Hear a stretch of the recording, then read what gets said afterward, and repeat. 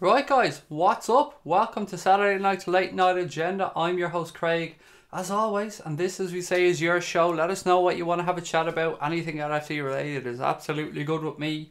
There's a big game happening tomorrow at Anfield. I'm sure you guys know about it. Liverpool entertaining Manchester City in a top of the table clash. It's been building all week. Wednesday was great, going to Napoli, that was grand. Result didn't go away, whatever, but let's not kid ourselves, folks. It was all about tomorrow. Tomorrow is the big one. Tomorrow is the game that we are waiting for, and the one that could send us off into the international break in absolutely flying form. I've no doubt that there's Reds all over the world sitting up tonight, probably going to watch the Conor McGregor fight as well, and then counting themselves down to the game tomorrow. It's not a bad old 12 or 14 hours of sport, to be fair, is it? Going from the McGregor fight straight away into the game against Manchester City tomorrow. Connor's in, Tom, Keane, Sean, Nabil. How are we? Team Khabib and Team LFC. Well, obviously me being Irish, mate, I'm a little bit biased. It'll be Team Connor all the way here.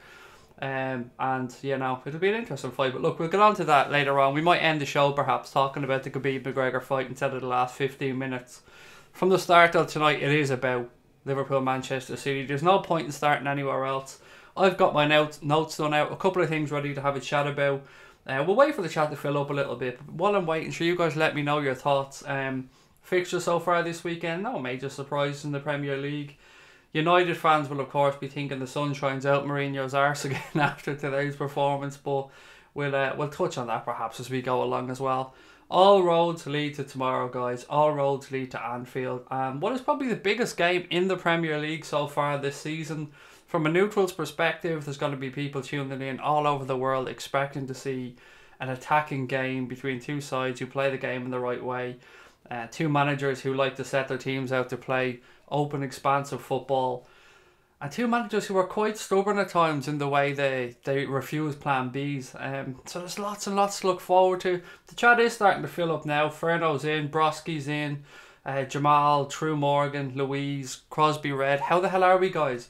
No point in hanging around. Let's get straight into it. Let's have a chat about tomorrow. I've done out my notes so we can have a few talking points to see what we can get through. First of all, I thought we could have a little chat about our front three and the importance of those guys tomorrow in the game against Manchester City.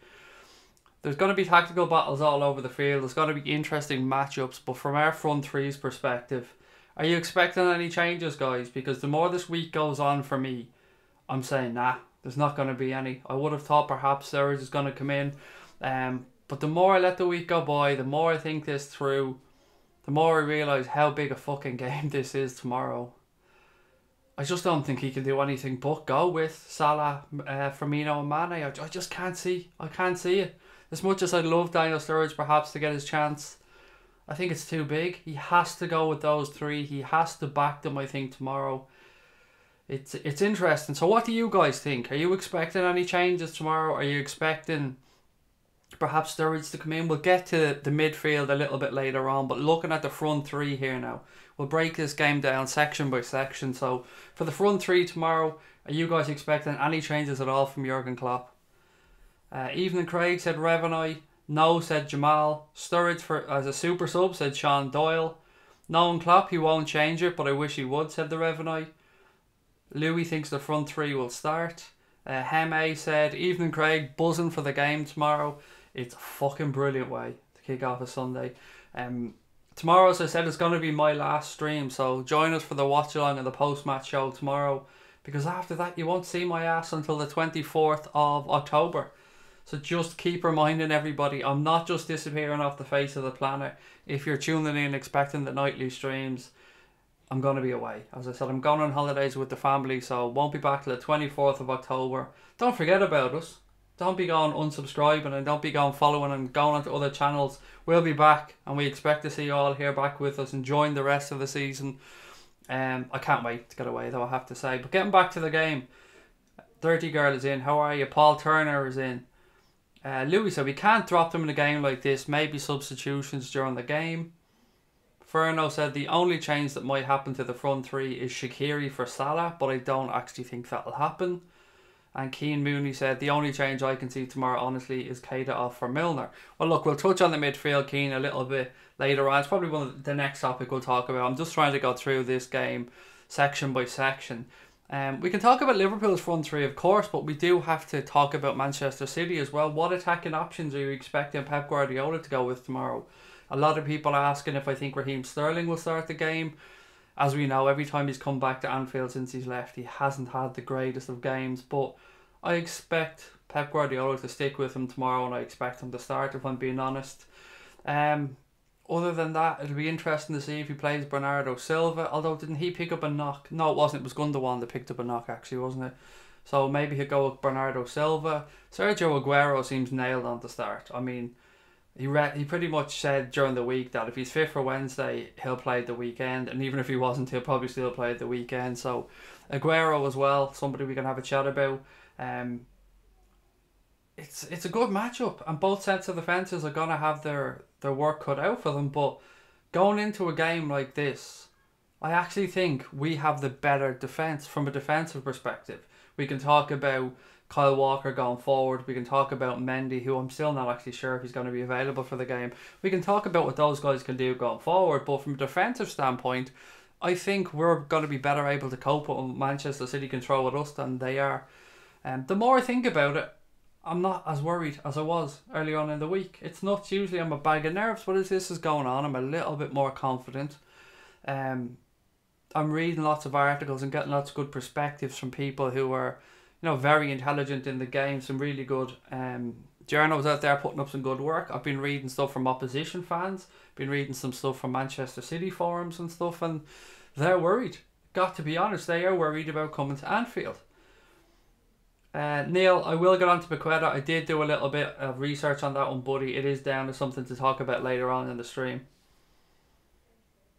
6-0, Andre says, for the Reds. An easy 6-0 tomorrow. Why not? Is Mendy out? Ask Luke Skywalker. My honest answer, buddy, is I don't know. I hadn't got a confirmation as the week went on. I hope he is. I don't mean that from a disrespectful point of view to him. I just, the weaker they can be, the better, and I don't care if that makes people think I've got a weak mentality. I don't give a shit. Any edge Liverpool can get going into any game, I want. Crosby Red said, I hope Sterling starts. He gets affected by the cop as usual. He does, there's no doubt now. Last couple of times he's come to Anfield, he's been absolutely atrocious. And the cop have let him know about it as well. Laporte and company can be got at, said Anthony Peters. Company particularly, he's got no pace left. He's a very, very good centre-back. Nobody can say otherwise. He's been one of the best, if not the best, in the Premier League for a long time before his stretch of injuries. Company's been somebody who was looked at. Was it Anderlecht he was at? Anderlecht or Copenhagen? I think it was Anderlecht when he was starting out his career. And there were scouts from all over the world watching him. He was known to be a big star, and he hasn't let himself down. He's had a great career. Company. Laporte, I think, is still settling into the Premier League. Good defender as well, but they can be got at, as Anthony said. The key for me from our forwards tomorrow, and I've been saying it all week and I'm going to keep repeating myself, we need a high press. We need to try and turn over possession in that final third. Manchester City I'm expecting them to be stubborn and to try and play their way out from the back as they always do. And if we can press them, win the ball up the field, well, anything is possible. We've seen last year, we pressed. Ederson ended up kicking the ball out. Ball was stopped by Salah. Salah launches it over his head into the net. Job done. We can do that to this Manchester City side. Unless, of course, Pep is going to say to them, just play it out.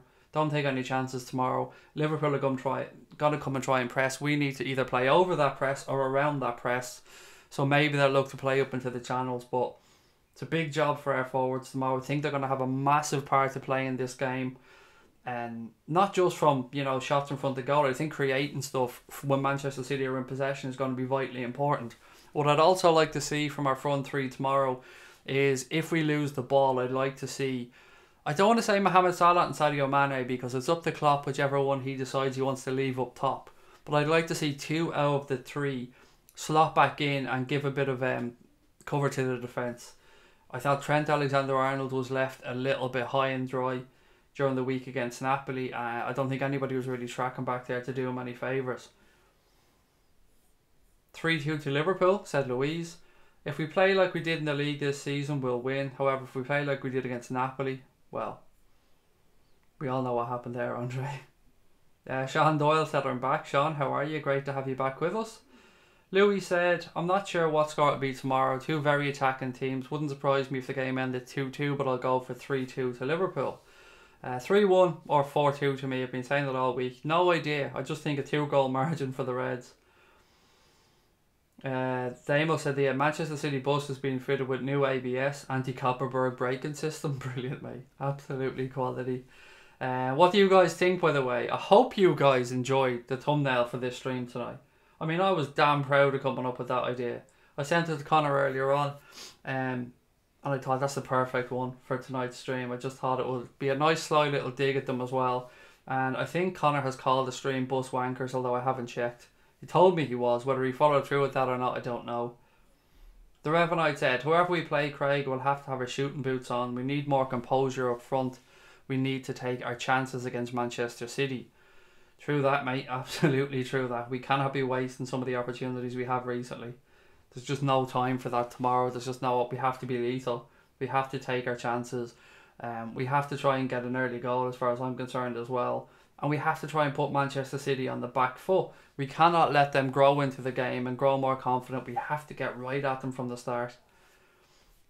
Next thing I wanted to have a chat about, guys, was the tactical battle between the two managers.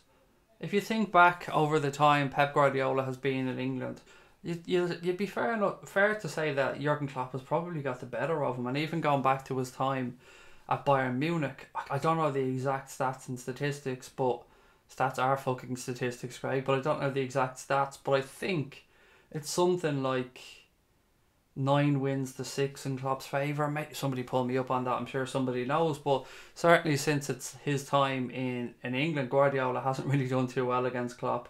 Liverpool, of course, have won the last 3 games against Manchester City. Look, there's no hiding from the fact that they gave us a hiding last year at the start of the season. We all know Mane got the red card. Everybody has their own opinions on that, and it certainly changed the game. Yes, we were 1-0 down at the time when Mane got sent off, but we were certainly in the game. That was shaping up to be a damn fine game of football, actually. It's such a shame the red card went and ruined the game.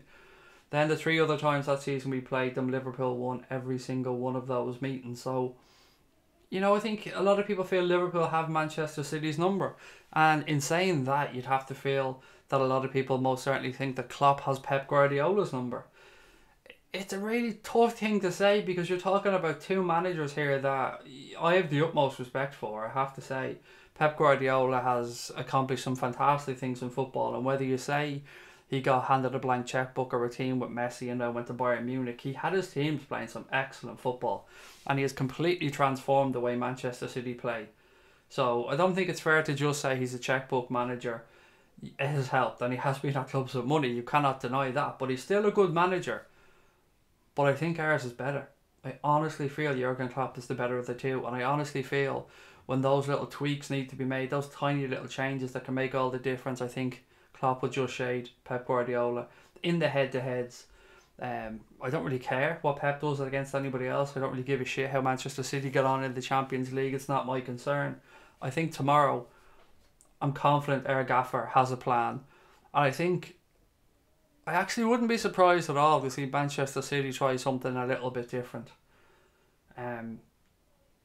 He's known for being stubborn, Pep, but I think he knows he has to try something different, and it's going to be interesting to see how they both line up tomorrow. And I'm not just talking about the starting 11, I'm talking about when the game starts, to see what type of formations they are and what way both sides are setting up with and without the ball.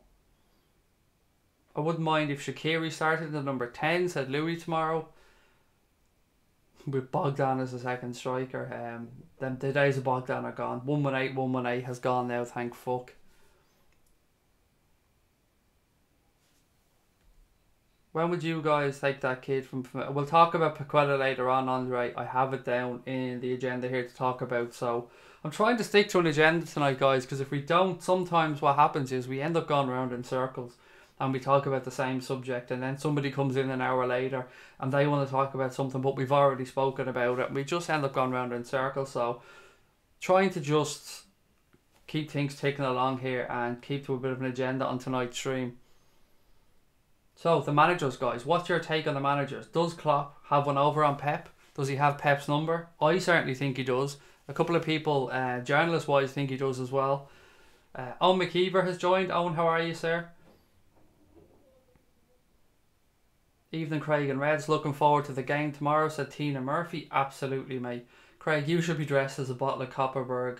Upset the City fans tomorrow. As I said, Ant, I would love to see the streets lined with Liverpool fans tomorrow and everybody just tip a can of Copperberg as the Manchester City bus goes by. Perhaps tip some out on the curb for their dead homies, you know, the bus that passed away from the last visit. And yeah, just say hello to Manchester City as they come in and just wave to them and say hello. If anyone is not sure what way they're going to show up tomorrow, they'll be in a black bus with 2 red stripes down the side of it. And there'll be some music playing from the bus. It'll be going.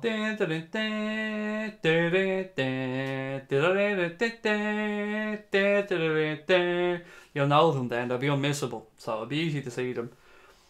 Klopp was in Pep's brain, said Damo. Craig, what's your thoughts on Karius' mistake? Again, Louis, mate, trying to stay on track here. And I don't really want to talk about Karius because he's not a Liverpool player. We can say, yeah, he's on a 2-year loan, but he ain't coming back, buddy. And I'm trying to stay positive on this stream. I've had enough of talking about shitty goalkeepers over the year, Louis, and I'm sure you have as well.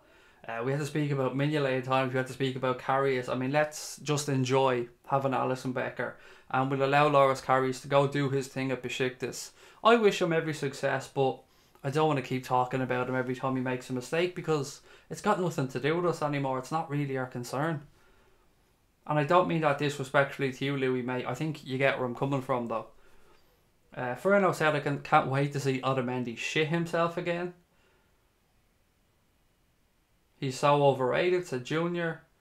I heard they gave Elon Musk a call. They wanted to dig a tunnel into Anfield so they could use it, said Connor. Wouldn't surprise me, mate. I mean, it wouldn't surprise me if the mad cunt Elon Musk actually thought he could do something as well, because that dude just doesn't understand the word. No, he's amazing. I love Elon Musk. I love the way he just makes shit happen. I mean, brilliant. I think Manchester City's game, I think Manchester City versus Liverpool's game by game. However, we defo had them last season. Only for Mane's red, we would have won that one as well, said Anthony.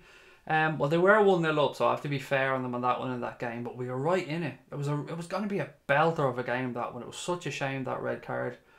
The latest news on Keita. I'm not sure, actually, Tina. I don't know if he's trained today. Has anybody got that news for me? Did Keita train today? We'll get to the midfield. I do have that down to talk about as well. Actually, fuck it. Why not? Tina's brought it up there, so let's have a little chat about the midfield. What type of a midfield trio are we going with tomorrow, guys? Or what? Not what type. What players are you expected to see in the midfield 3 for Liverpool tomorrow? I think Jimmy Milner is a dead cert, and Gini Wijnaldum, in my humble opinion. So after that, for me, it's Shaqiri or it's Fabinho. I would say Henderson, but I don't think him, Milner and Gini Wijnaldum are right for that game tomorrow. I think the game is going to be won or lost in midfield. It's probably the most important area of the pitch for me tomorrow. It's a big call. It is a big call, whoever he plays in that midfield. Far Oil has joined as well. How are you, sir? I hope you enjoyed your dip in the swimming pool. And for those of you that wonder what I'm talking about, I'm not stalking the dude. He put up a post on Twitter to say that he had to have a dip in the pool and get some summer sun because he can't be as pale as I am. That's exactly what he said. Can't be as pale as Craig. Craig lives in Ireland. I live in the south of Florida. I cannot be as pale as that bald ass motherfucker. If Keita isn't available, I'd have Gini, Fabinho and Milner, said Furno. Louis said Naby Keita is fit for tomorrow's game against City. He trained well this Saturday and will be with the squad. Latest rumours on Keita. Thank you very much, sir. As always, Louis, top man with the news. We should make you a roving reporter, Louis, because you're always on the ball, mate. Thank you so much for your input again. Junior's going for Gini, Naby and Milner. Anthony Peters has gone for Millie, Naby, Fabinho. Fabinho, Naby and Gini for Junior. A lot of people picking Fabinho for this game tomorrow. I'd be very interested to see if Klopp picks him. I've nothing for or against the dude. If he comes in, brilliant. If he doesn't play, so be it. Can we throw you into midfield tomorrow, Craig? Bury that snake Sterling in the first 5 minutes. And do you think I'd be keeping up with Raheem Sterling? Fucking hell. Raheem Sterling would be gone before I turn my fat ass around to run after him, mate. Not a hope of that one. Never been a midfielder anyway. When I wasn't a keeper, I was a left winger, so never a midfielder. Never had the stamina to play in midfield. Isn't Hendo considered? Asked Yasser. Absolutely. Absolutely. I just think The problem with playing Hendo, Genie and Milner for me is that there's just not enough creativity there. I wouldn't mind if... See, I like Hendo, you guys know this, but for me it's nearly impossible to think about dropping Genie Wijnaldum or James Milner at this point in the season. They just don't deserve it. So that's the only reason I'm probably not mentioning Henderson in this conversation. You guys know I'm a fan of Jordan Henderson. I just don't think you can drop either of those other two. And I think we need somebody with a little bit more creativity. Keita gives you that because he's able to break the lines. He can pick out a pass. He's not afraid to make a foray into the opposition box. With Jordan Henderson, what you get if he plays is the centre-back split in a lot of the time, particularly if the game isn't going our way. You see Henderson dropping deeper and deeper and deeper, sometimes almost picking up the ball on our 18-yard line looking to start play. Jay said, evening all, loving the name of tonight's show. I can't take any credit for that at all, Jace. That was completely down to Connor, mate.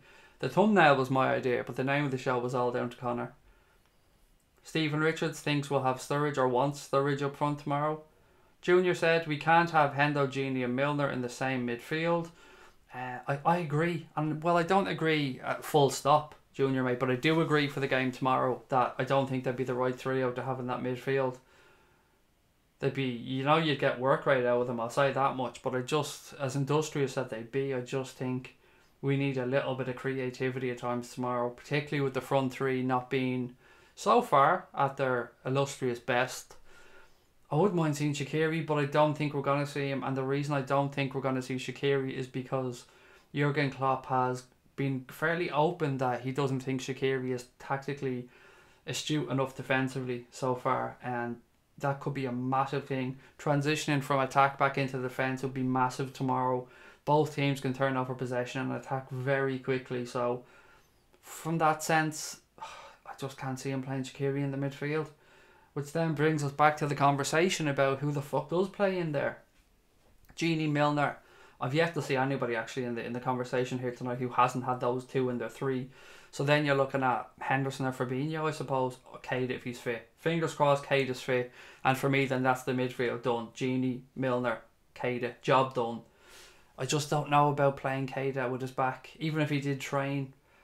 It's a big call. And, I suppose this is why Jurgen Klopp gets paid the big money. Tina Murphy said Keita being back gives us some good options in midfield. Smash the 18 button, said Stephen Richards. Jay said, I worry about a lack of creativity and dynamism in midfield. Hopefully Keita plays. If he's not fit, I'd love to see Shaqiri, but I don't think Klopp would do that. Danger of him being overrun. Or danger of us being overrun, excuse me. I get you, Jay, so it's kind of what I was just hinting at there a second ago. Great going forward, and I think he could definitely give us that bit of creativity that we need, but defensively, I don't know if Klopp trusts him enough yet. What's up, Reds? This mad rat is getting slept. You could be a little bit more clear, mate. Who's the mad rat? Are we calling Khabib a mad rat, or are you one that they calling McGregor a mad rat? I think McGregor's going to win. Actually, in saying that, you know what? I have a bet on, as I said, but I'm going to put another one on just now while I'm reading some of your comments, because it's getting down to it, and if I don't get it on, I'll just completely forget to do it. So bear with me here for 2 seconds while I just stick this one on. Where is it? Wait, there we go. 2 secs, guys. Apologies. Right there, job done. Apologies, just wanted to get that bet on before the odds changed, because the more people lay on it, the more people get on to McGregor, the shorter those odds are going to get, and I wanted to get on nice and early. Hendo would be a good sub if the game needs settling down and control needed, said Tina. That's a really good point, Tina. He would. He'd be an excellent sub to bring on if we were comfortably ahead and wanted to see the game out a little bit, as would Shaqiri. I think if we were looking to just run the channels, keep the ball, run down time a little bit, Shaqiri would be a good option as well to bring off the bench. Stick Nuri Sahin in the middle of the park, said Junior. I think those days are just a little bit behind us, buddy.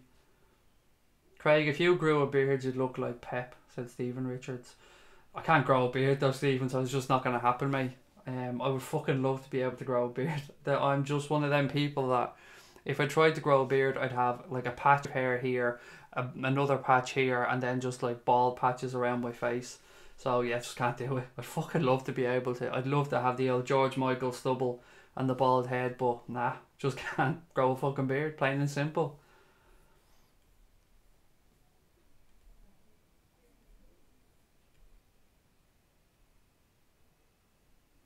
Manchester City players probably having nightmares about tonight at Anfield, said Yasser.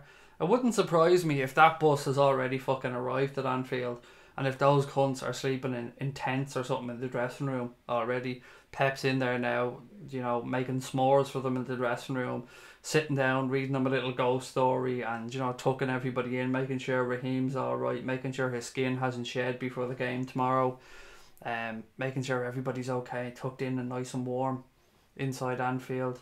And you know, then they won't have to worry about the big bad Anfield crowd shouting at them or anything as they come into the ground tomorrow. Absolute fucking losers, honest to God. Not even gonna go straight into it. I'm not even gonna go into it too much tonight. I'm not gonna take the piss out of them because I feel I got all that out of my system over the last couple of days. Something that we've spoken about a little bit in this stream so far, guys, with regards to the games against Manchester City. I want to know, do you guys believe, we spoke about the gaffers, we spoke about the two managers and they're pitting their wits against each other, but do you think as a club now and as a team we have won over Manchester City from a psychological perspective? Do you think those guys are coming tomorrow and they just got to know that they've given it their best against Liverpool over the past 3 games? They've gone toe to toe with them, but Liverpool always find a way of grinding out the result. So I'm wondering if Manchester City are going to come tomorrow and they're going to have a bit of a mental block. We've already seen they've shown massive signs of weakness by this whole bus nonsense that they're going on about, by not dropping the situations around the Copperberg, and Pep having a little dig about the police not being able to find anybody to arrest for the stuff that happened with their bus, and a few other little bits and pieces as well. To me, that's them showing mental weakness, and that's a big no-no. If I was in charge, that just would not be happening. I would be balls out. I would probably get my players to fucking walk to Anfield tomorrow. I'd get them dropped off quarter of a mile away, half a mile away from the stadium, and I would get my players to fucking stride through the streets of Anfield into that stadium tomorrow with the police. Well, you'd have to have the police somewhere, but I wouldn't give a fuck. I would show these bastards, well, I'm saying these bastards, obviously I'm talking about Liverpool fans. If I was in their perspective, I would fucking get my team to stride through there and show them bastards that nothing they can do can get to us. But footballers aren't like that these days. Football managers aren't like that these days. Players need a little bit more protecting because some of them are just soft as fuck in this day and age, let's be honest. Stones versus Bobby, says Andre. The only plan we need is Liverpool to smash City, said Louise. That's a plan that I can go with, Louise. Definitely, that plan works for me. Craig, they're coming to the ground past the King Harry pub. Big mistake if there's El Copperberg there. I mean, if you were any type of a fucking half a brain, if you worked for Copperberg tomorrow, you would have fucking Copperberg stands all over the shop there tomorrow. I would be outside handing out Copperberg vouchers, lashing out Copperberg t-shirts, walking around in massive Copperberg outfits. I mean, this would have been a marketing opportunity for Copperberg, a la kind of Paddy Power-esque. I just feel they missed a trick if they don't do something there tomorrow.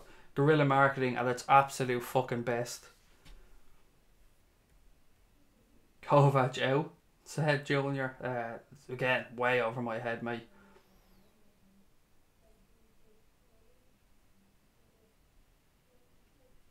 Craig, they're coming to the ground past the King. Harry, we've done that. Yep, they'll be nervy in the fence passing out from the back, said Yasser. Yeah, it's crazy, isn't it? I didn't like Kovac before he got the job. I'll have to rewind the stream then, said Steve. Nah, mate, you don't want to. It's not worth it. Those bastards, says Jace. Midfield for tomorrow, in my opinion, if Keita is fit to play, is Milner, Naby and Wijnaldum, said Louis. Graham Reardon thinks them Jamie Manx with their last minute winner. Fukers. fuck 'em, mate. They're fucked anyway, honest to God. I've a little bit to talk about Mourinho later on, but they're fucked. Don't worry about Manchester United, honest to God.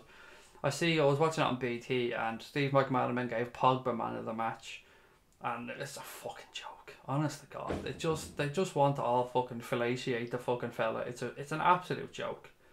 Manchester United are finished. I wouldn't worry about them. Mourinho ain't getting jack shit out of them. Basically, let's look at this. We always talk about big picture stuff. They beat Newcastle, a team struggling down the bottom of the league, 3-2 at home, and it took a last minute winner to do it. In the cold light of day, that's the facts. And they got the 3 points. Great, well done to Manchester United on that one, but it's still a fucking joke. The club's still a shambles. Half time told you that when they were booed, when they were leaving. It's madness. And I've something I wrote down here about Mourinho to talk about a little bit later on that kind of just gives you an idea of where I'm coming from with my mindset that they're an absolute shambles at the minute. Same with Lopetegui at Madrid, said Junior. He's fucked. I don't know what is going on at Real Madrid. They lost during the week in Moscow and then they went and lost tonight as well at Alaves. Then Bayern Munich as well. They seem like a club that are up shit creek. But fuck them. Nothing to do with us. I've seen a couple of people in the chat there mention the Bayern Munich manager as well. It's nothing to do with us, but it's always great to sit back and see other teams struggling. Adam Bogdan to be assistant coach at Liverpool in the 2025 season, said Ferno. Please no, mate. Please no. Prediction for tonight, Craig. I'm saying Khabib stops Conor McNuggets in the 4th. It's weird. I said to you guys last night, I have 50 quid on McGregor to win in round 1, but I think he'll stop him in round 2. I think McGregor will win by knockout or TKO in round 2. That's my prediction for tonight. But look, I'm open, and I've always said I'm not the most knowledgeable UFC fan, far from it. Khabib's the favourite. Khabib hasn't even lost a round in the UFC. I have been watching the build up to it. I've been listening to the interviews, watching some clips. It's just going to be really interesting. It's a massive, massive fight. But I thought we could end tonight's stream later on by talking about the McGregor-Khabib fight. That way anybody who's tuned in to watch Liverpool, or to watch, us talking about Liverpool or get involved in Liverpool chat, gets the chance to be involved. Because it's only fair. This is a Liverpool channel. So anyone who wants to stay on at the end with us, we'll have a chat about Khabib and McGregor, because look, it's fucking hours away. It's going to be a massive fight. But we'll push on and talk about Manchester City and Liverpool for the time being. Last thing about the City-Liverpool game, guys, before I move on to the next topic. Who worries you from a Manchester City perspective? I mean, we know from their perspective who they're going to be worried about. We've seen last season, but I want to know from you guys, which Manchester City players worry you? Which Manchester City players do you think could have the biggest influence in the game tomorrow from their perspective? De Bruyne, look, a lot of people are asking about De Bruyne. He ain't going to be playing, and if he does, a few minutes. Sterling, possibly. Sterling could finally come good. But again, let me know what you guys think and who you're worried about, or not even worried about, who you think will cause us the most trouble.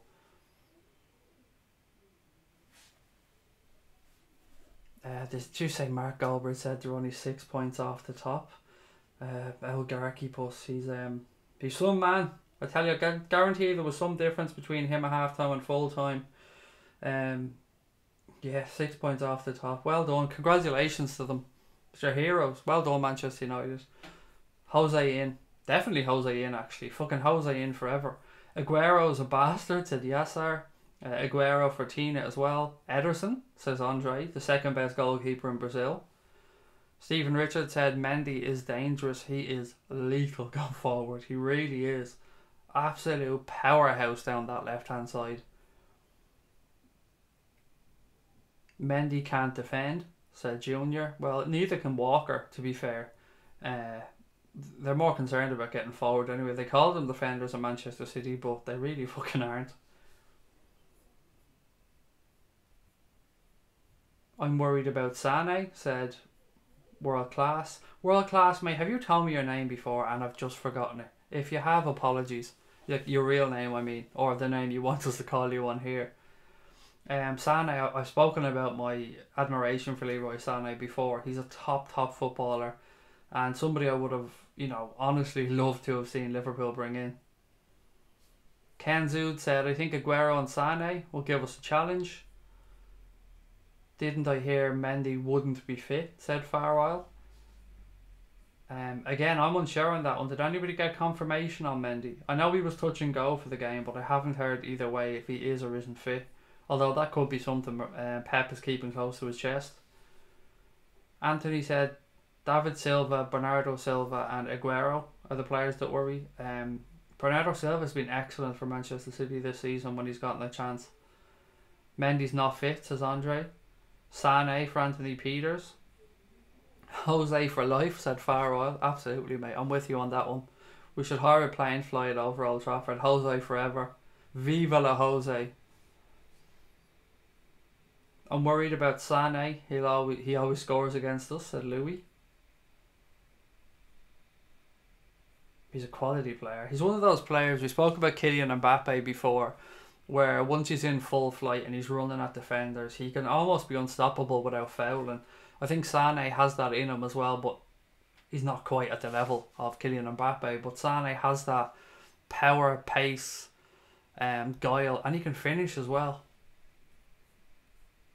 The most dangerous person for City is the bus driver, said Stephen. Hannibal, mate. His name is Hannibal, the bus driver for tomorrow. Connor is world class, his name. Thank you, mate. Jose, the special one, he's ruining United, which is special for the whole league.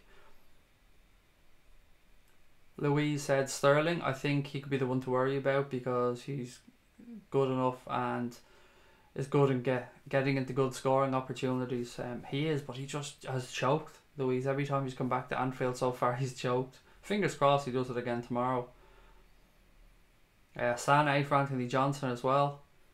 Jace Roberts says Sané, Sterling and David Silva worry him. Our fullback struggled against Napoli, so hopefully they'll shake that off.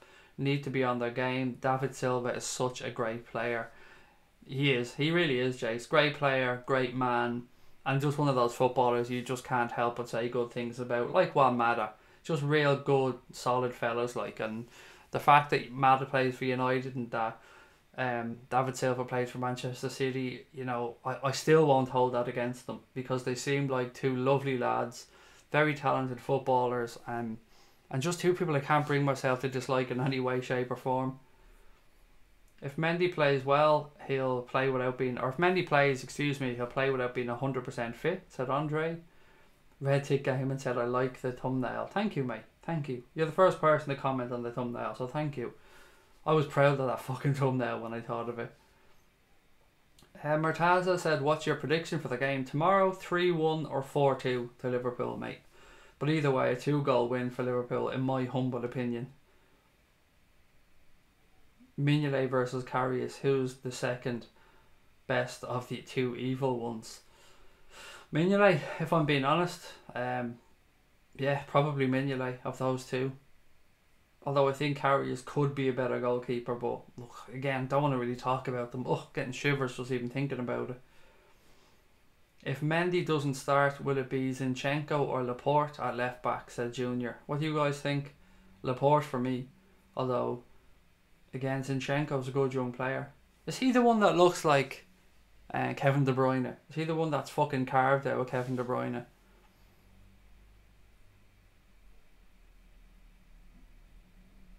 I don't think Arteta's going to play tomorrow, Connor. To be fair now, mate. I don't think he's going to play. He's still sulking about not getting the Arsenal job.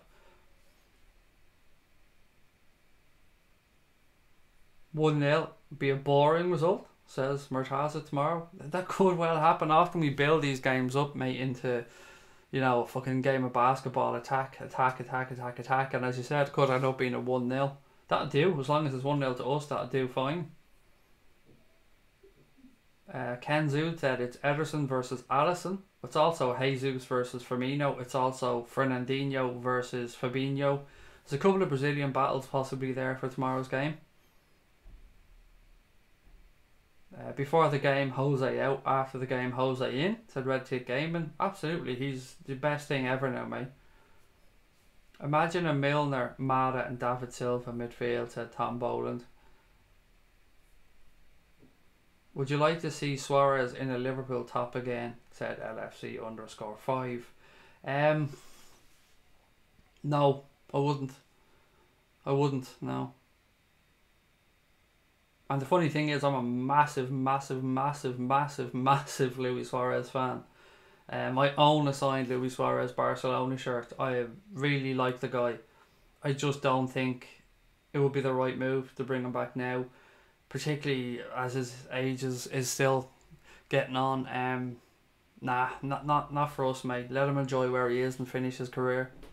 It was great to have him here. Enjoyed some of the magic moments he gave us at Liverpool Football Club, but nah, I wouldn't take him back at this moment in time, if I'm being honest. And it's not because he's not good enough. It's, I don't know, something just wouldn't feel right about it.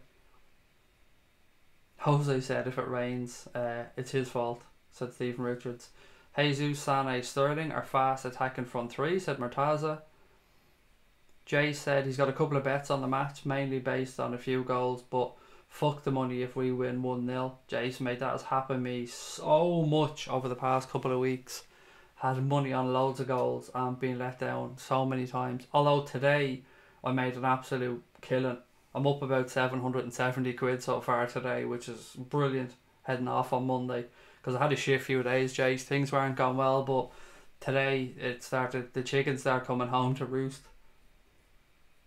Tom said, hi Craig and all you legends, looking forward to putting manners on the Blue Manx tomorrow and their armoured truck, 3-2 to the pool.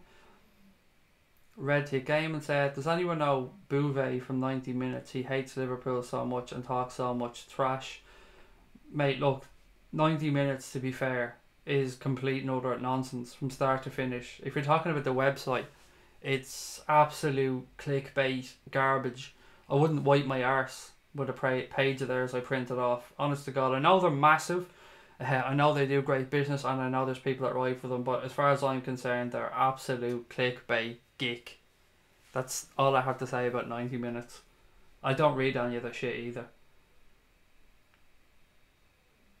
I think Benjamin Mendy might be injured, but some reports are saying he might be fit along with Kevin De Bruyne, said Louis. There's no way Kevin De Bruyne is going to start that game. I can't say there's no way. I would be amazed if he starts that game. And even if he does, he's not going to have the same influence as he would have if he was playing, if this game came maybe 3 or 4 weeks down the line. VVD will score tomorrow. I can feel it in my bones, said Neil Anthony. Well, you know who has a fiver on him to score a header anyway, don't you? This dude. Every week, I told you, I put my fiver on VVD to score a header. No different this week. What else? I think I got 20-1 this week. It was 20-1 or 22-1. I think it was 20-1 though. So a nice 105 if VVD scores there with me fiver back. He will score eventually. He'll score from a header eventually. Ferno said 90 Minutes used to buy a lot of Facebook pages and always spam their bullshit clickbaits. Exactly. I fucking hate stuff like that. Connor said, is 90 Minutes the website Indy Kayla posts on? And Ferno said yes. I don't even read the website, mate, so I don't know. I've seen a few articles over the years, and apart from that, you just have pop up, ad, betting company, buy, bullshit link. I mean, you might as well just give me the code for the virus and just put it straight onto my fucking computer. Murtaza said 5-3 will be a banger of a game tomorrow. Louis said, I don't think De Bruyne will start, but apparently he might be on the bench. I'll be shocked if he's fit. And Red Tick says, we've got the better defence. What happens if VVD scores with his neck, Craig? Honest answer, Andre? I honestly haven't got a fucking clue, but I'd be amazed if those fuckers paid out. You know they don't like to pay out. If there's any way they can get out of it, they would, but I don't know, is the honest answer. Is the neck part of the head? I haven't got a clue. Has anyone seen VVD take free kicks? He was pretty good at them. I have indeed. I've seen him at Celtic. Well, I've seen clips. I don't watch Scottish football, so I've only seen clips of him scoring, and he can certainly hit a fucking free kick. No doubt about that one. Right, guys, so Bobby Firmino gave a little bit of an interview, so I thought we could have a little chat about that. And Firmino spoke about how much he's changed since he's come to Liverpool. So I'm trying to figure, I can't remember who he gave the interview to. So bear with me, and if anybody knows, please do put it in the chat, because I do like to give credit on these things. So Firmino was given an interview where he talks about how much he's changed since joining Liverpool. He said, "I used to be very shy, much more so than I am now. It's great that I've improved in that regard. Every day I'm getting better and less embarrassed." It was actually Sky Sports. It says it here. It was Sky Sports he told that to. "I'm gradually coming out of my shell. I've always been shy. It's just that I transform on the pitch. I'm a different person off the pitch. I'm another person. That's how it has to be. I think I was born in that desire to win and attention to detail. I learned a lot in Germany. Germany mentally really helped me. It was an enormous step in my life." Hearing that Bobby Firmino is shy, that is absolute fucking nuts. Absolute nuts. Bobby Firmino shy. I never in a million years would have thought he was shy. That's fucking crazy. When I read that today, that really took me back, because I suppose he said himself he transforms when he goes onto the football field, but you're seeing some of the Instagram posts over the years and some of the shit that he's done. I wouldn't have paid him to be a shy person whatsoever, but brilliant. I fucking love him even more now. And he went on then to talk about his time working with Jurgen Klopp. He said, "We've only been working together for 3 years, but it seems like it's been a lot longer. I'm very happy under him and think he's an incredible coach. I've learned so much from him, and it doesn't only apply to me but to the whole team. I think he's excellent. I've been learning a lot from Klopp ever since he came in. He's brought everything together and got it all across to the team. We're doing very well with that now." So no surprise to hear that he rates his manager very highly. Let's be fair, nobody's ever going to come on and talk bad about their manager, but you really do get the impression that Firmino does respect what Klopp has got out of him and the way he's brought his game on.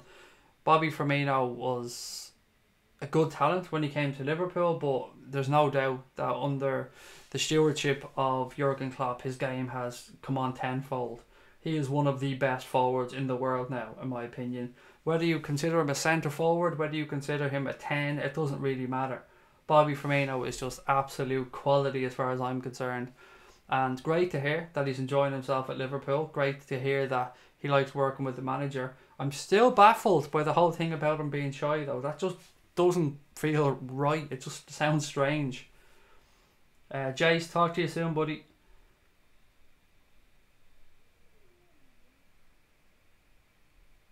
Kieran said, "Are you talking about the 90-minute YouTube channel? It's full of southern pricks who slate Liverpool at every opportunity, and the Liverpool fan they do have never defends himself for the club when they do it." Put me on there, Kieran, mate. I'll fucking defend the club. Don't worry about that. I hate when people are getting trampled on, or the stuff they believe in is being trampled on, and they just sit there and take it. Nah, man. Start fucking smashing chairs across people's head and wrecking studios. There's no way if I was in a show that anybody be talking down Liverpool and I'd be just sitting there and taking it. Not a fucking hope. No fucking chance would I be taking it. Louis, who else thinks Noel Gallagher chats so much shit? Somebody put a brilliant post up on Twitter. Again, I've just seen this retweeted, so I don't even know whose it is. But for anyone who knows what we're talking about here, Noel Gallagher had a bit of a dig at Jeremy Corbyn, and he said, "What's the story? Noel's a Tory." And I just thought, that's absolute fucking quality. What a post that was. What's the story? Noel's a Tory. Brilliant. Had me fucking pissing myself when I was sitting in the sitting room. "Injured Origi is better than Murray," said Stephen Taggart.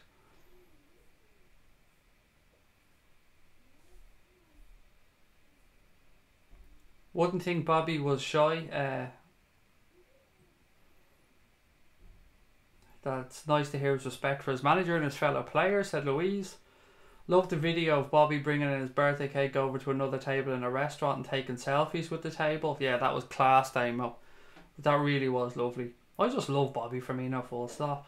Everything about the guy. I love the way he just dresses and mad shit. I love that how much he loves his missus as well. I think you can tell a lot about... I can only speak from a man's perspective here, ladies, so I'm not trying to disrespect ladies here, but I think you can tell a lot about a man by the way he treats his wife or his partner. And Bobby Firmino seems to absolutely adore and worship the ground his missus walks on. That's when he's not putting that picture out that, you know, showed somewhere it shouldn't have shown. We all know the one I'm talking about. That was just a bit unfortunate.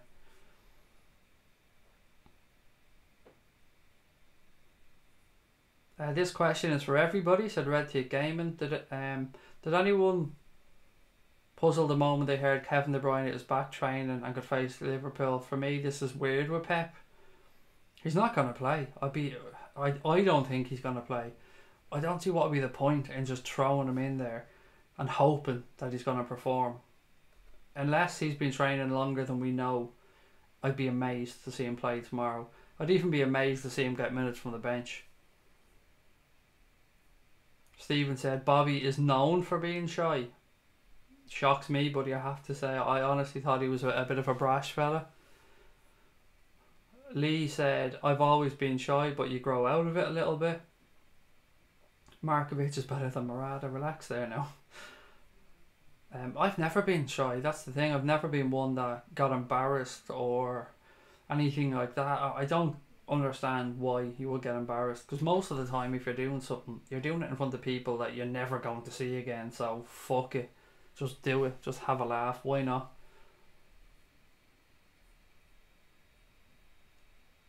Who do you think won the mind game, Klopp or Pep? Klopp always wins the mind games, always.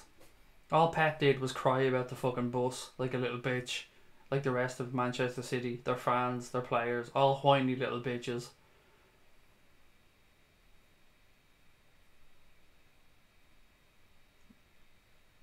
Sorry, I've been killed by the thumbnail, said Will. Glad you liked it, mate.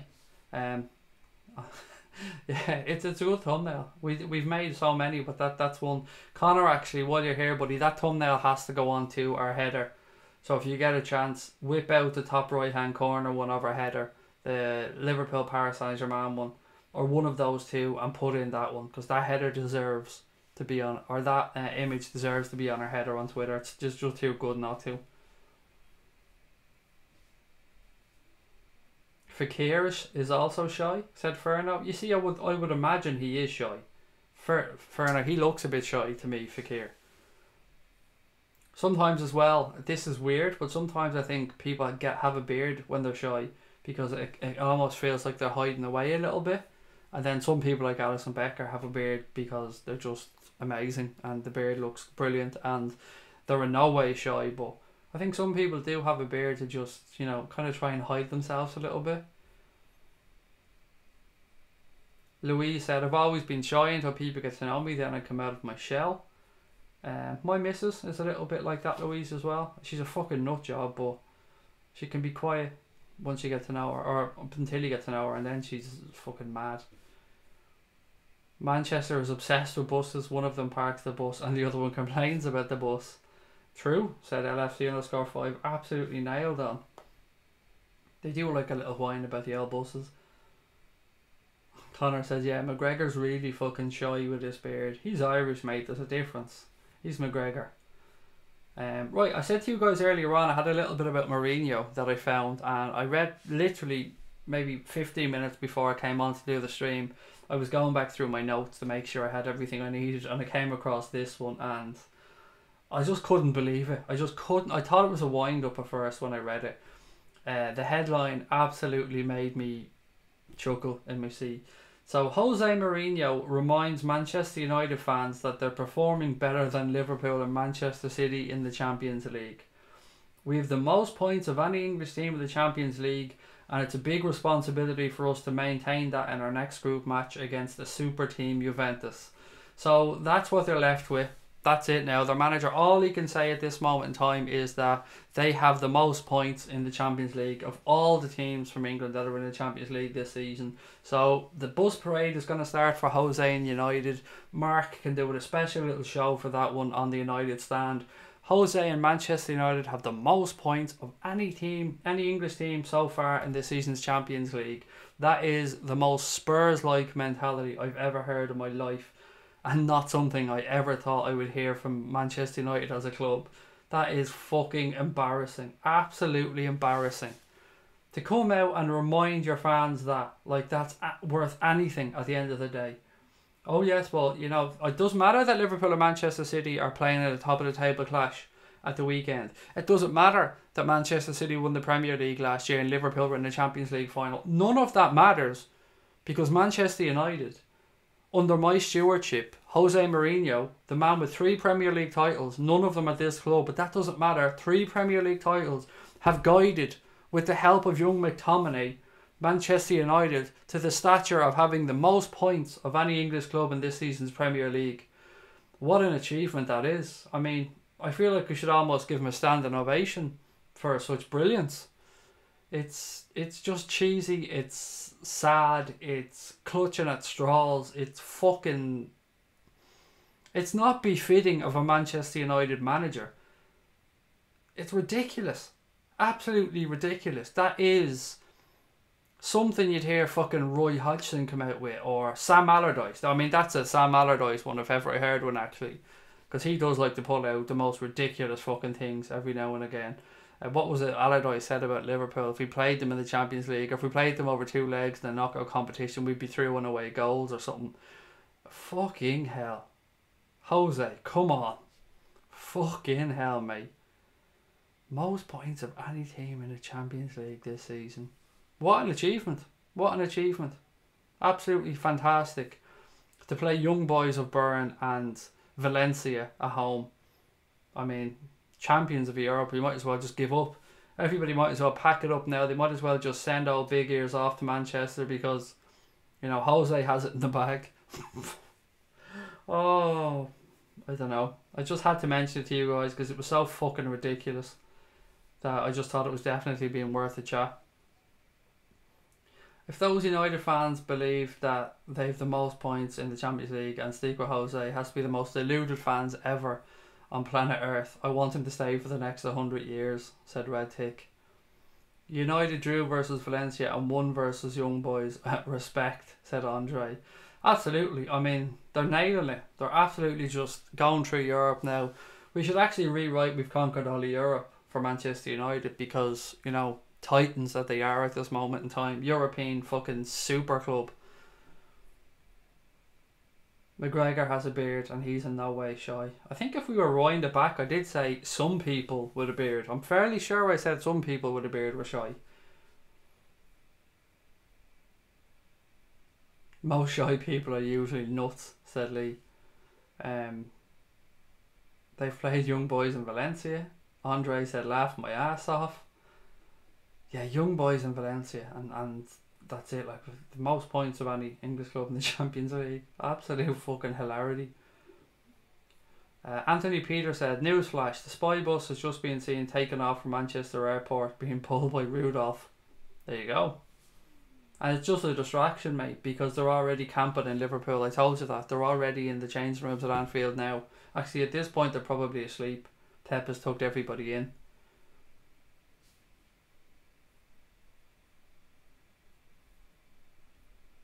Fat Sam is back. Pie and gravy is on the way, said Sam. Sammy, you eyeing up the United job at this moment in time? Jose looks like he might have bought himself an extra week, but let me know what you think. Fancy it? Could you bring yourself out of football wilderness to come back in? Put the band back together maybe? Bring in old, what's his name? Kevin fucking, the name they used? Kevin. Actually, he's Notts County manager, isn't he? I can't remember the fucker. Are you bringing the band back together though, Sam? Are you getting the team in? Who was the Kevin that used to play with him at Bolton all the time? What was his name? Can't think of his name for the life of me. Maureen deluded bless, said Anthony Peters. They're not even playing well. 4 points, what a joke, said Tina.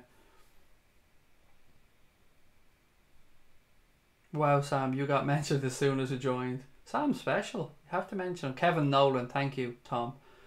Top man, Kevin Nolan, that's the one. I've seen Kevin Davies as well. That was another good show, but it wasn't the one I was talking about, Kangossi. It was Kevin Nolan. Was he still managing Notts County, or did he get the sack? Tom Boland said, Jose will change his tune. Look at the fixture list. Chelsea, Juve, Everton, Bournemouth. Sam Allardyce said, I was on the phone to Ed a few hours ago. He says Monday should be okay to sign the contract. Nice. Quality, mate. Quality. Good luck to you. Best of luck at Old Trafford, mate. You'll do a cracking job. Do United play Chelsea and Juve next? I can't wait. Definitely Juventus. I know that much because You know, the golden son, the prodigal child is coming home to Old Trafford to roost, isn't he? The man who United fans think subconsciously is actually just on loan at Real Madrid, and then Juventus is coming back. The hero that ran out of there as quick as he could whenever anybody flashed enough cash. El Ronnie, the myth, the man, the legend, coming back to Old Trafford. God bless Ronnie. Yeah, we all know what Ronnie can do at this moment in time. Ronnie needs to learn to stand with his back to the wall and not to drop soap. Mickey Fryer said, "Hey all, sorry I'm late." "No problem, Mickey. I'm grand, thank you, mate. How are you?" Gary Neville was spot on about Man United's board. He was, Lee, to be fair. It was very, very passionate speech from Gary Neville last night. Very articulate, and I think he was spot on. I agree with you, mate. I think he did get it spot on. Has anyone seen Sean Dyche interview where he talks about diving and how annoying it is? The only manager that is against it and is vocal about it. I haven't seen it, no. Diving drives me fucking demented at times, and I'm not going to be a hypocrite about it. I know Liverpool players dive. I've seen it happen. Gerrard, I've spoke before, Gerrard wasn't against an old dive from time to time, but some people, Dele Alli, are just absolutely fucking disgusting with the way they're at it. And there's not just Dele Alli, there's a lot more. But I agree with Sean Dyche. I haven't heard his interview, but I agree that it's really fucking annoying, the amount of diving that goes on in the Premier League.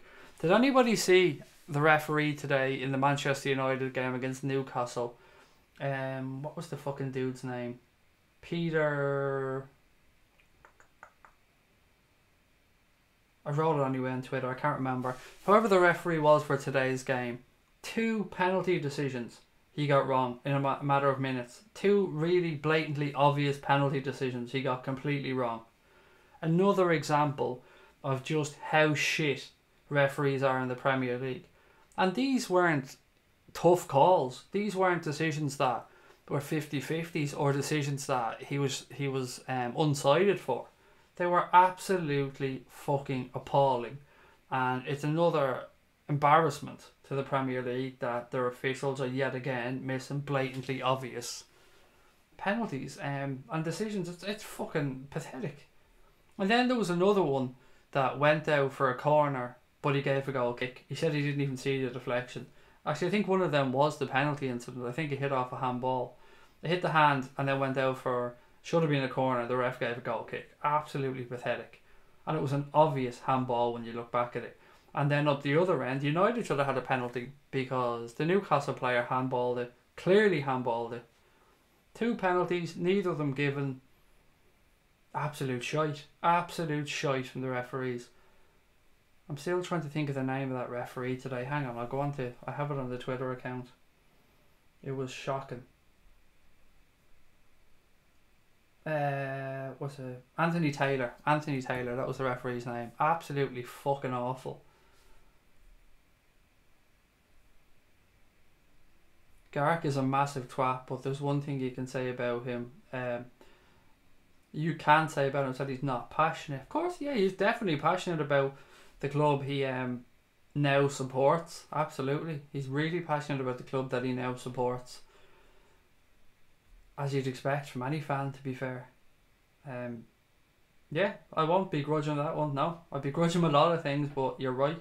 He certainly is passionate when he watches the club that he now supports. Mickey said he's fantastic, really excited about the game tomorrow. He really thinks Liverpool are going to be up for it.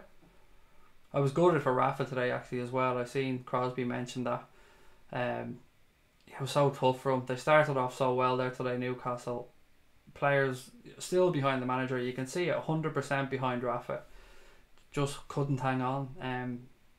Yeah, unlucky for Rafa and unlucky for Newcastle. But you know, to be fair to the red shite, they ground it out.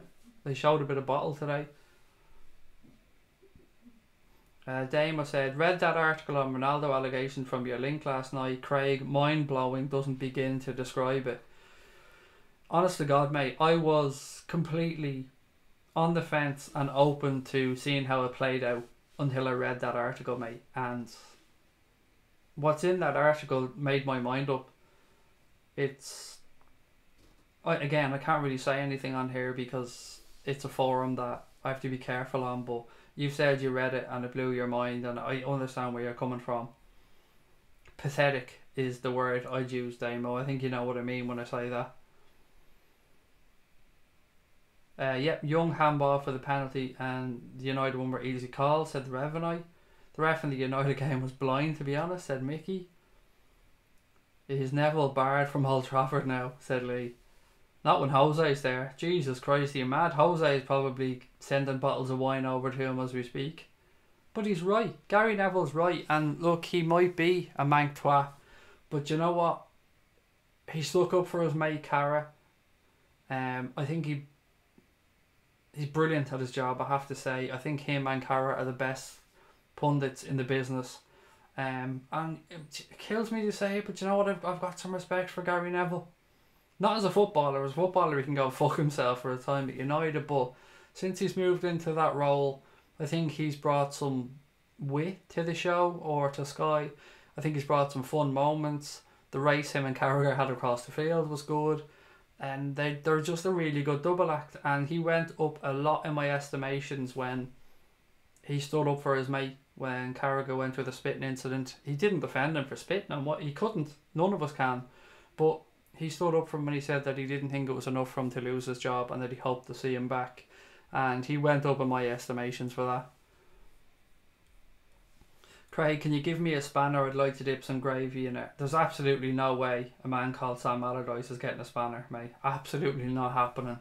I mean, I have to be able to look myself in the mirror, and there's no way I'm giving a fella called Sam Allardyce a blue spanner. It's just not going to happen, buddy. Apologies, but I just can't do it. Newcastle ran out of steam. United stepped it up.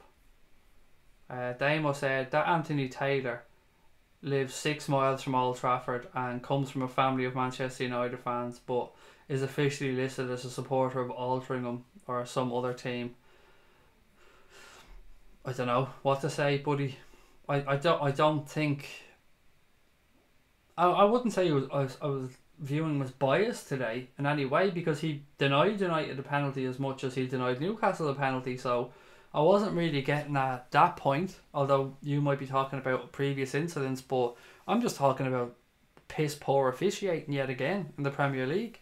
A league with so much money in it that's watched by so many millions of people around the world, and we're all forced to put up with these shite referees week after week.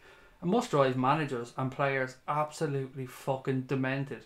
And you think VAR would have sorted it out, but we've seen what happened to us with VAR. Barkley offside, but the goal was still given. Louise, thank you very much for joining us, mate, and enjoy the game tomorrow, and we'll talk to you then. Any chance of a link to the article? Yeah, bear with me 1 second. I'll grab that article up for you. It'll take me a second here to grab it, so 2 seconds. Okay.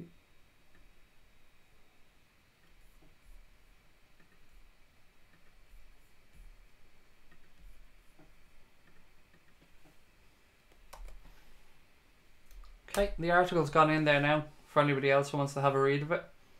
Again, I don't want to steer people one way or the other. Read the article, make your mind up for yourself, read other articles, get as much information on the subject as you can. You know, you don't want to be steering people one way or the other on it. It's not for us to decide anyway, it's for people in the legal system to decide. No worries, Connor, mate. My pleasure, buddy. Right, guys, look, I said we'd finish talking tonight about... Well, no, actually, I have a little bit about Lucas Paqueta before we move on to the McGregor fight. A couple of people were asking about Lucas Paqueta, and I did do a little bit of research on him, and I've taken this research. I want to give credit to where I've taken it from, because, you know, I didn't write this stuff, so credit to LFC Globe for this one. Took it from their site. Liverpool have met with the agent of exciting Brazilian midfielder Lucas Paqueta. And as I said, again, credit to LFC Globe on this one. He's a 21-year-old, regarded as one of the best young talents in South America. He's been capped twice for Brazil already at the age of 21, so clearly good talent. Currently playing for Brazilian side Flamengo. He scored 9 goals already this season and made 4 assists. Paqueta's agent, Eduardo Uram, was believed to be on the way to Milan to discuss a potential move there on Friday. However, according to journalist and commentator Andershino Marquez of Premium Sport in Italy, the destination was in fact Liverpool. So, there you go. Lucas Paqueta, a couple of people speaking about him last night, asked me did I know anything about him coming to Liverpool or about his representatives being over. I still have to be honest and say I've seen very few clips of the guy. I've seen a little bit. The clips that I've seen, my Jesus Christ, does he press and close down? Holy God. There was one time I think he ran across the pitch 2 or 3 times closing down players. But anybody can be made to look great on YouTube, so I don't think it's really fair for me to make my mind up about him watching that. But 21 years of age, a lot of clubs looking at him. We were linked with him in the summer as well, and it seems that his agent may have been in Liverpool to discuss a potential transfer. The money, I think the release clause is around 50 million, if memory serves correct. I honestly don't know if that was 50 million euro or 50 million pound. I cannot remember. But let me know what you guys think. Maybe you guys have seen a lot more of him than I have. Capped twice by Brazil already. I'm wondering about a visa to get him in. If he's been capped twice by Brazil, would it be that easy to get him a visa into the country? I don't know. Maybe he has Brazilian and Portuguese passport. I know a couple of Brazilians do have them dual nationality passports. So maybe some of you guys have more information than I would on this guy. We need to make a fake LFC news page called LFC Flat Earth, said Connor. It's a bit too much effort. A little bit too much effort. Oh, Connor and I were speaking last night and we were talking about the transfer window, and we were talking about how YouTube comes alive when the transfer window's on and you get so many more people involved, so many more people coming on to watch videos. And we were thinking that when the next transfer window opens, we're going to start doing a Mundo Sporto video every week. You guys will know what we mean when we say Mundo Sporto. It's our anti-ITK stuff. So it's the absolute bullshit rumours that are beyond, there's no way they're believable. They're like so bullshit that we just put them out there to have a laugh. We did it on Twitter. Connor set up a Mundo Sporto account last year and it got over 4,000 followers or something on it already. Manuel Labor was our journalist on there. So we're going to do a Mundo Sporto segment for the transfer windows. We're going to get some international correspondents to come on. We already have one lined up from the south of America to come on and have a chat with us. We've a couple more that we're working on. So yeah, we're going to do our Mundo Sporto piece during the transfer window to put all those bullshit rumours out there. So we're going to need your help on this one, guys. You send us in, and we'll talk about this closer to the time, but you send us in the most outrageous bullshit transfer related stories you've seen. Send them over to us and we'll go through them and see if we can't use some of them and have a bit of fun. If we want the Brazilian, we just have to get Bobby on the case, said Crosby Red. Yeah, there you go. Absolutely. Just send them over there for the next international break. Tell Bobby to cozy up to him. Tell Allison to break out the guitar and have an old sing-song, Crosby, and there you go. Job done. Paqueta will just melt in his arms. Bobby will flash the pearly whites and it's done. Connor said he convinced the Leon fans that Wijnaldum was joining them, and he's not messing when he said he convinced them. There was a Football French website that had over 1 million followers on Twitter that retweeted the story from Manuel Labor about Gini Wijnaldum being on his way to Lyon. It was fucking hilarious. It was one of the funniest moments of the summer for me, and Connor was very proud of that one, and rightly so. Manuel Sporto is a Manuel Labor of love. Oh, Damo, you've nailed it again, mate. A Manuel Labor of love. Absolutely brilliant. Connor, there has to be a t-shirt or something in that. Mundo Sporto is a Manuel Labor of love. There has to be a t-shirt in that somewhere, honest to God.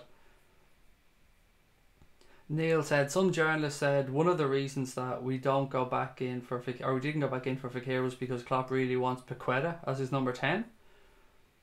If I change my name to something else, can I get a spanner?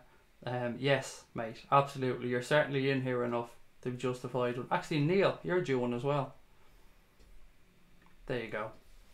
Guys, just on this, whoever's joining us for the watch along tomorrow, just go easy. with the banning people and the kicking people out of the chat, because sometimes it's gone a bit overboard. If people come in and have a bit of banter, leave them be. It's only when they start coming in being really offensive, like calling somebody a prick, a cunt, a nonce, any of that stuff, that's when we boot them out. If somebody comes in saying United, just leave them for a minute or two. They're obviously just a loser who has nothing better to say. Let's just see if we can sometimes play with these people a little bit, you know. Sometimes it's fun to give them a boot up the arse before we send them out. And again, if you don't agree with somebody's comment, that isn't a good enough reason to time them out or to remove the comment. Only if they're being abusive. For tomorrow's watch along, guys, we will be on, matches on at 4:30 tomorrow, so we'll be going live on air somewhere between probably around 10 to 4, I'd say, for tomorrow's game. So if you can join us for that watch along, please do. I have a feeling it's going to be lively. I have a feeling I'm going to be really pumped up for this and expect some crazy reactions. Let's just put it that way. It'll be my last show before I head off on holidays for a couple of weeks, so I'd like to, hopefully, as many of you as you can get on there. We'll have a bit of fun. We'll do the post-match show afterwards, and then I'll head off and I'll see you guys on the 24th of October when I come back for the watch-along of the Red Star Belgrade game. So it's going to be weird not talking to you all, but we'll go through all this tomorrow. It's going to be weird not seeing you all for 2 weeks, but it is what it is. So let's finish up tonight, as we talked about before. Let's finish up tonight having a chat about the McGregor Khabib fight. I'm going to sit back and let you guys run this conversation because, you know, I'm no UFC genius. I'm just an Irishman who wants a fellow Irishman to win. So let's have a chat about it. Let me know, what way do you think this fight's going to go? Who's going to come out on top? If you have any money on you, where do you have the money on? What round is it going to end? Will Khabib just pound him into submission? Will McGregor spark him out in round 1 or 2? Will McGregor gas if he doesn't knock him out in the first 2 or 3 rounds? When it gets to 4 and 5, will McGregor run out of steam like we've seen in previous fights? Lots and lots and lots of if, ands or buts about this one. Connor said McGregor to win in the 4th. The odds will be pretty damn big on that. I think I seen somewhere, Connor, McGregor to win in rounds 4 or 5. God, I don't know, remember, but they were big, like very big. Thomas Boland, you can almost time Tom with a clock. Whenever we stop talking about the Reds, Thomas heads off. Good night, buddy. I will talk to you really soon. Owen said, just read the article. Wow. Yeah, I was recommended the article by a journalist, and when I investigated the article a bit more just to see, it was one that was being regarded as one of the most up-to-date and informative articles on the subject around the whole Ronaldo incident. It wasn't just some fucker looking to make a name for themselves. This was a very, very well researched article. Good night, Tina. Talk to you tomorrow, mate. Thank you for joining us again. And hopefully we'll see you for the watch along of the game tomorrow, or if not, the post-match show. 10 to 4 actually for tomorrow for the watch along we're going to start. And I want to see as many of you guys there as possible because this is a big one, guys. Last one before the international break. Let's go into this one bouncing. Let's give the Reds a cracking support, and I'm going to be up for it. I don't know if I'll even be able to sit down. I have a feeling I'm going to be almost pacing up and down the sitting room with time for tomorrow's game.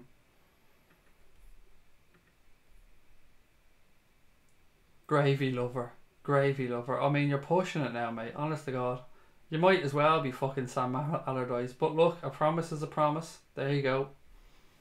Congratulations on your blue spanner. Guys, for those of you watching who haven't yet hit the like button, do drop a like on the video, please, before you head off. And if anybody's watching that hasn't yet subscribed, please hit subscribe and join the channel. All our content is free on here. We'll be back tomorrow for a watch along of the Liverpool versus Manchester City game.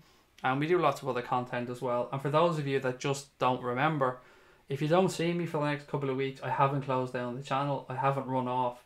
Connor hasn't kidnapped me. I'm on holidays. So tomorrow will be my last day making content for a while. I won't be doing tomorrow night's stream. It'll just be the Manchester City game and the post-match show. And after that, I'm off on me jolly bob. So hope you can join us for that one. A few more minutes of the McGregor stuff and then we'll head off for the night. Connor said McGregor needs to take advantage of the start of the rounds while both of them are on their feet. That's his main chance of winning. Loved the video of McGregor driving past an apartment and saw a full-size cutout of himself and stopped to meet his #1 fan. I think that was from a few fights ago, Damo, wasn't it? But yeah, it was brilliant. Went up and knocked on the door and all. Raptor, buddy, might talk to you soon. Come on, you Reds, said Anthony. There you go. Come on, you Reds, indeed. I'm actually getting a bit nervous about this fight now, and I'm not even a big fucking UFC fan, which is a weird feeling for me. I just really want McGregor to knock this fucker out. I don't like the look of this Khabib lad. I don't know why. I don't like him. He annoys me.